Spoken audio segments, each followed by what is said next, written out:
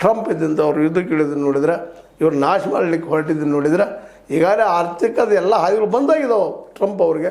ಇನ್ನಷ್ಟು ಯುದ್ಧಕ್ಕೆ ಇಳಿದ್ರೆ ಇನ್ನೂ ಹೆಚ್ಚಿನ ತೊಂದರೆಯನ್ನು, ಹೆಚ್ಚಿನ ಒಂದು ಪೆಟ್ಟನ್ನು ತಿನ್ನಬಹುದೇನೋ.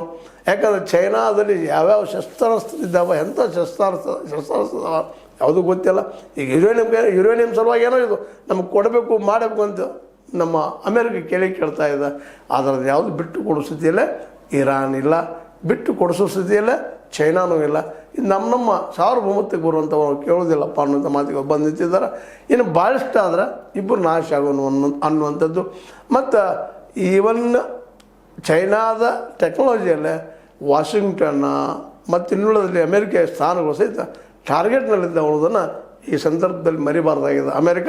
ಯಾಕಂದರೆ ಇಲ್ಲಿವರೆಗೆ ಇದು ಯುದ್ಧ ಹೊರಗಾಗ್ಯದ, ಇದು ಅಮೇರಿಕದ ಮೇಲೆ ಆಗಿಲ್ಲ. ಅಮೇರಿಕ ಇವತ್ತು ಎಷ್ಟು ಸುರಕ್ಷಿತ ಅವ್ರು ಅನ್ಬೋದು, ಏನೂ ಅನ್ಬೋದು. ಇವತ್ತು ಅದೇ ರೀತಿ ಅಂದಿದ್ದಕ್ಕಾಗಿನ ಇವತ್ತು ಇಸ್ರೇಲ್ ಪೆಟ್ಟು ತಿಂತದ.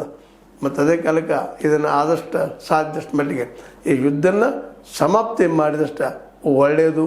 ಇಲ್ಲಪ್ಪ ಅಂತಂದ್ರೆ ಈಗಾಗಲೇ ಅದರಿಂದ ಎಲ್ಲರಿಗೂ ತೊಂದರೆ, ಕೇವಲ ಅಮೇರಿಕ ಮತ್ತು ಇರಾನ್ಗೆ ಅಷ್ಟೇ ಅಲ್ಲ, ಇಡೀ ವಿಶ್ವಕ್ಕೆ ತೊಂದರೆ. ಆದರೆ